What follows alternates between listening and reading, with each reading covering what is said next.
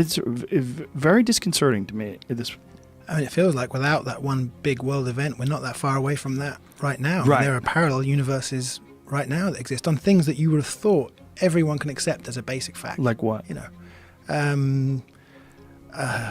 I mean, Syria. Yeah. You know, the white helmets. There are some fairly serious people saying the white helmets are, you know, some kind of media front for Al Qaeda or Al Nusra. Would you explain the white helmets for people?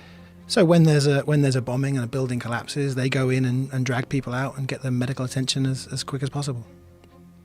And people think that they're somehow or another involved in it. They're a front.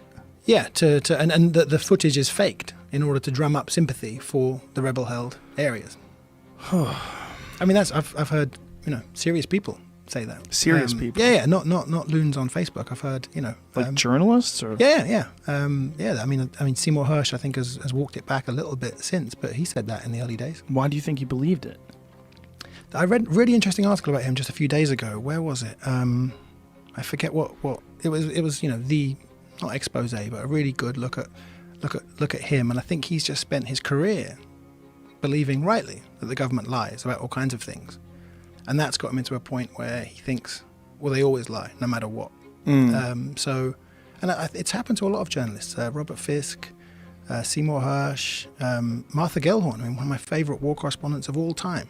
I reread some of her stuff recently, and the first batch of war reporting she did, I think, is the best war reporting I've ever read.